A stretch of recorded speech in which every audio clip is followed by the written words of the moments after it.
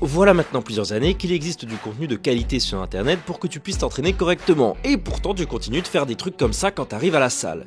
Ryan, j'ai mal à l'épaule, je comprends pas. Bah moi je comprends. Un échauffement ça sert à quoi? Bah à t'échauffer.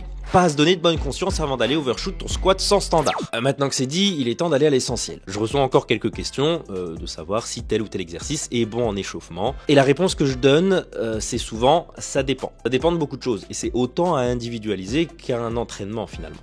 Sauf que, comme l'entraînement, il y a certains critères de base, des fondamentaux qui peuvent s'appliquer à la majorité des pratiquants. Et bien l'échauffement c'est à peu près la même chose. Ces fondamentaux j'en ai déjà parlé dans une vidéo que je t'invite à aller voir pour comprendre correctement celle-ci. Ici je vais te montrer une routine d'échauffement sur laquelle tu pourras te baser et éventuellement la modifier selon tes besoins. Et comment j'en suis venu à construire cette routine? C'est assez simple. J'ai eu l'occasion de coacher une multitude de personnes avec des multitudes de besoins différents.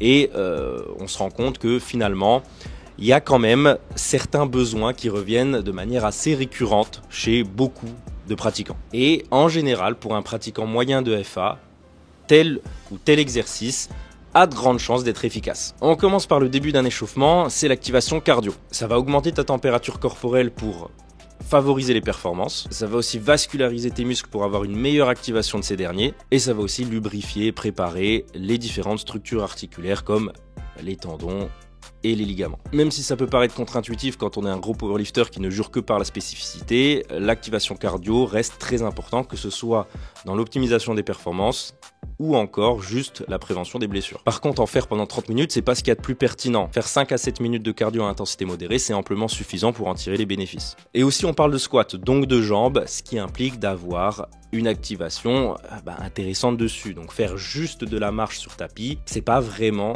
très intéressant, il y a des choses beaucoup plus pertinentes là-dessus. Du rameur ou de l'éco-bike sont des solutions efficaces puisqu'on va avoir un recrutement de quasiment l'intégralité du corps et surtout sur des amplitudes intéressantes quand on parle de squat. Et ça permet d'embrayer sur la deuxième partie, la mobilisation articulaire. Ici, je te conseille de partir sur des choses simples, à savoir des rotations articulaires contrôlées. Il ne s'agit pas de juste faire des ronds rapidement avec ses jambes. L'objectif principal, c'est d'isoler l'articulation. L'intérêt principal, c'est dans un premier temps de continuer ce qui a été lancé en amont par l'activation cardio, à savoir la hausse de la température corporelle. Mais le gain va être aussi sur le plan mobilité et nerveux. Mobilité parce que tu vas utiliser ces articulations dans des fonctions que tu n'as pas utilisées pendant ton activation cardio et qui pour autant sont très utiles sur un squat. Si je prends l'exemple des hanches, sur un rameur ou un éco-bike, tu vas pas avoir énormément de rotation interne. Et je rappelle que la rotation interne est une fonction très importante de la hanche pour réaliser un squat. Mais le gain est aussi nerveux puisqu'en recrutant ton articulation de cette manière, tu vas favoriser une meilleure connexion neuromusculaire. Il faut y aller très lentement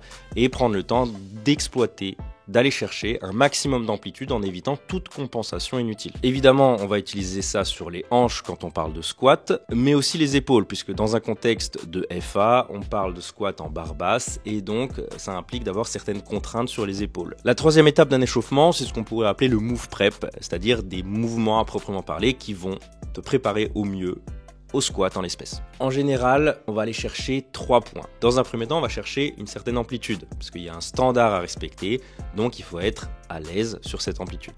Dans un second temps, on va chercher une certaine position du bassin et un certain gainage. Sur le même principe, au squat, il y a de grandes chances que ce qui te bloque en fait lors de la réalisation d'une barre d'un 1RM, ce soit davantage ton gainage et ta technique que la force de tes jambes.